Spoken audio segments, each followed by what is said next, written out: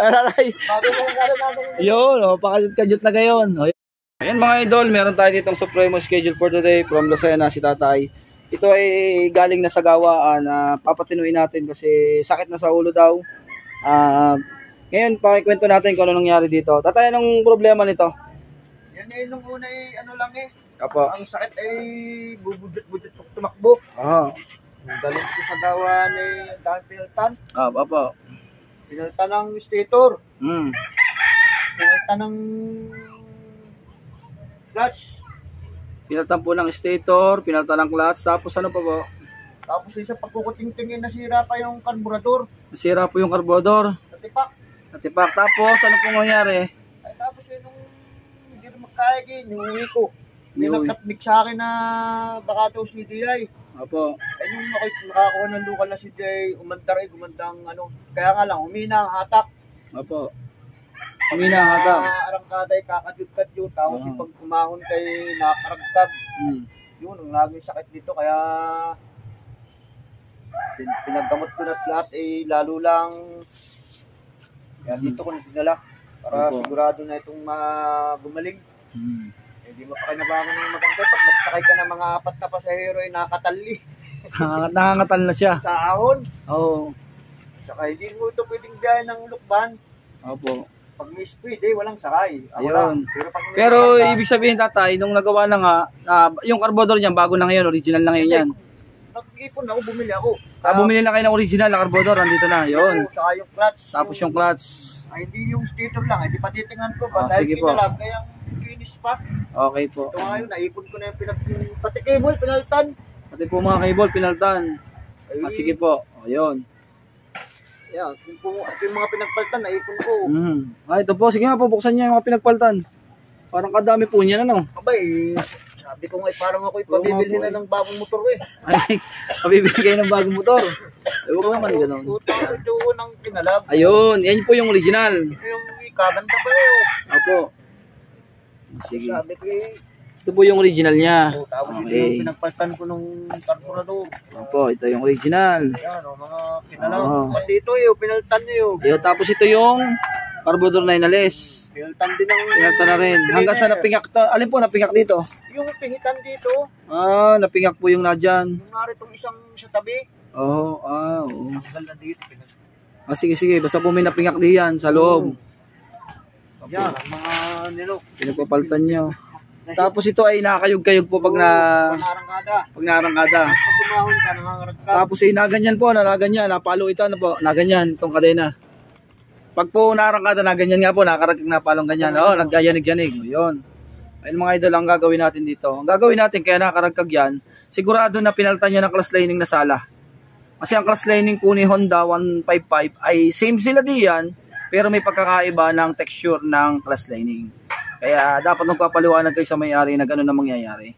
Kaya maraming nagsasabi na sukat si TMX 155 kay Supremo. Opo, sukat nga po. Ayun. Pero ang pagkakaiba nila ay yung texture ng nagkakaroon ng dragging na hindi ka nais-nais na mahirap gamitin. Yun ang kanyang sintomas. Kaya yun ang gagawin natin dyan. Yun. O, si Tatay. Tatay, anong nangyayari? Paano? Sa umaga, pag discard mo, nagkambyo ka ng permera, bago mo lang kanina. Ayun, ito mo. Ganun nga daw. Na Oo. ganun? Ayun ang nararamdaman. Sige mga idol, babaklasin natin. Papakita ko sa inyo yung sala sa kabila kung bakit ganun na dragging ang takbo ng kanyang motor. Okay. Yan mga idol, tama tayo sa himpatsa natin na ang napakabit na clutch lining ay pang 155. Yan. Pang 155 po napalagay na clutch lining. Kaya po nagdadragging ng sobra nahihirapan. Yun. Yun, pakajut-kajut na gayon. Yun. Kaya nga po eh. Yun. Sabi siya din ako sa dito, pag ganun. Sabi ko, maubusan naman ako eh. Ako bago kumita ng 300 sa pagmamasara eh. Bibili ka ng pisa nito eh. Ang pisa pa man din ito may lasang ano. Ano po sabi yung paikot-ikot? Ay, mag-umpisa daw siya halimbawa din eh. Yun. Pag naikabit at hindi pa, hindi ikot din yun. Ibig sabihin paikot-ikot na gagawin. Okay po. And mga idol, kaya po ganun, ang napalagay talagang class lining dyan ay pang 155. Dapat talaga ay pang Supremo. Papakita ko sa inyo ang pagkakaiba ng Supremo na magkaiba ang lining din. Kahit Supremo, 3 magkakagaya at 2 magkagaya. Yun po ang magkakaiba niyan. Hindi yan magkakatulad. Ito mga idol, ito yung original ni Supremo. Kaya si tatay hirap na hirap pa, kadyot-kadyot ang kanyang motor. 2 magkagaya, kita sa number, 222 O2. Yan, tapos yung isa, 222 O2, magkagaya yan. Kita nyo yan ha, magkagaya, 2. Iba yung texture ng class lining ni 155 sa ano. Tapos yung isa naman, 222 O1. O, diba? Tapos yung 2, ganun din. O. O, yun din, 22.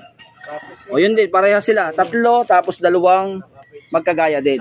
Yan ang tunay na class lining ni Supremo. Kaya gusto natin kung ano yung kinalas, yun pa rin para walang reklamo. Yung mga idol ang filter, oh. Kaya naingay po ang inyong makina. Gawa nito. Hindi nalinis. Tapos nawawala ng supply po dito sa ibabaw. Mahina. Ayan, oh, mga idol, oh. Kaya po medyo naingay dito kasi nga yung supply ng langis nagkukulang pataas, hindi nakakit kasi, no. Yan, oh, lilinisin natin to. Yan. Tapos papalitan ng class lining na tama. Yan na po. Kaya po pag magkakalas kayo, linisin nyo na rin to. Delikado po yung inyong motor. O, sige mga idol, update ko kay mga may kakabit ko. Yun naman madali lang naman ilagay yan.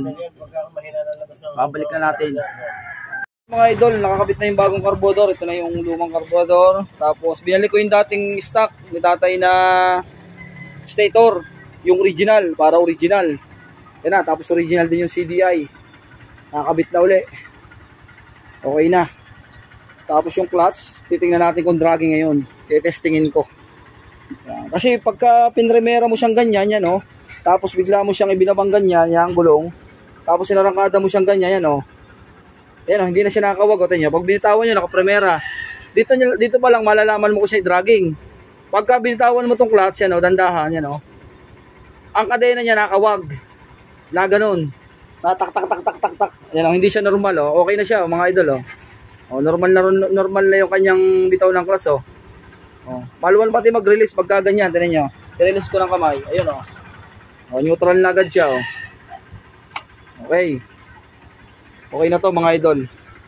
O yan, si tatay, oh, from Lucena. Yan, may baba tayo dong isang badya. Doon, tiyuhin ko. Yan na. Lilinis lang. Alright, tapos na po.